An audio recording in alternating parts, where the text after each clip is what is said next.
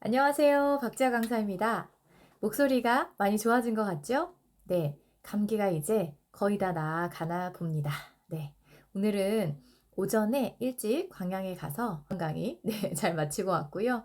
그 에너지로 지금 비대면 강의 준비하고 있습니다. 저녁 7시에 시작되는 비대면 강의 역시 즐겁게 소통하고 오겠습니다. 안녕. 갔다 갔다 핑퐁이 되는 게 대화입니다. 자, 그러면 우리는 하루 동안 내 자녀와 어느 정도의 대화의 시간을 갖고 있는지 한번 곰곰이 한번 생각해 보시고 어느 정도 되는지 한번 남겨주세요. 채팅창에.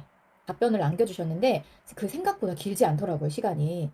뭐 30분 정도 되시는 가정도 되게 많으시고, 그 다음에 1시간이 넘어가는 댁은 그렇게 많지 않았어요. 보통 30분 이내, 그리고 어떤 댁은 10분, 그거 맞아요. 10분 정도 되는 가정도 되게 많았어요.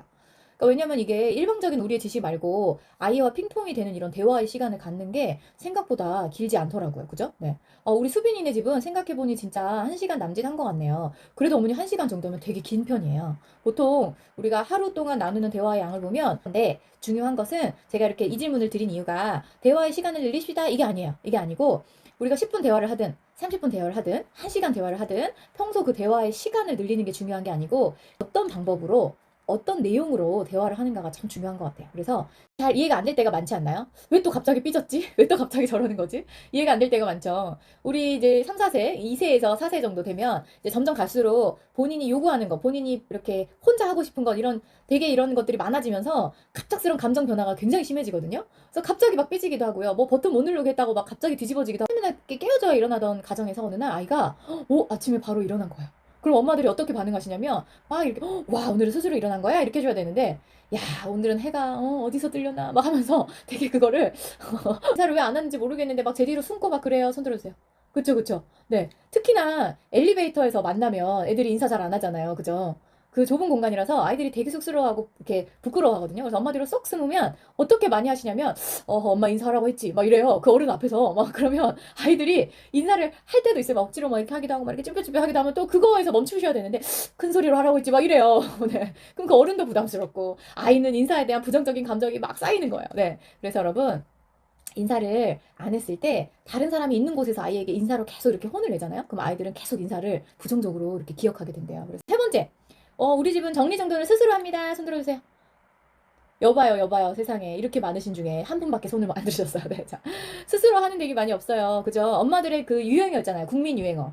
어지르는 사람 따로 있고 치우는 사람 따로 있냐 하는 국민 유행어가 있어요. 네, 자. 근데 대부분 아이들이 스스로 잘 치우지 않습니다. 정리정돈하지 않습니다. 대부분 엄마들이 이제 따라다니면서 치워줘야 되는데, 그러나 어느 날 갑자기 무슨 마음을 먹었는지 조금 치울 때가 있어요, 여러분. 조금 이렇게 정말 우리 눈에는 진짜 양해도 안 차는데 뭘 이렇게 치우는 신용을 할 때가 있어요. 그러면 그때 요즘 막 금수저, 흙수저 이런 말 많이 하잖아요. 근데 우리 아이들을 금수저로 만드는 방법 있습니다. 어떻게 하냐면요. 아이들의 감정 통장에 좋은 감정의 잔고를 많이 많이 누적시켜 주시면 그게 바로 금수저가 되는 길이에요. 무슨 말이냐면 여러분도 아마 어렸을 적에 부모로부터 들은 말, 눈빛 그런 것들이 여전히 기억이 나는 경우도 있으실 거예요. 그리고 그 말을 가지고 평생토록 힘들 때 그 말 꺼내서 보고 맞아 나는 이렇게 할 수 있는 사람이야 이렇게 하잖아요. 그런 것처럼 우리가 어릴 때 자녀의 나이가 어릴 때일수록 우리 부모님들이 이런 표현들을 많이 많이 아이에게 해주셔야 아이의 그 감정 통장에 잔고가 많이 쌓여서 지금은 여러분 실패하고 실수할 일이 많이 없잖아요. 아이들이 어리니까. 그러나 초등학교만 들어가도요. 학습도 갑자기 어려워져요. 친구 관계도 어려워지고 선생님도 갑자기 막 무섭네요. 그리고 전혀 하지 않았던 많은 규칙을 지켜야 돼요. 그러니까 아이들이 이제 그때만 돼도 되게 많이 좌절하고 힘들어하고 막 그래요.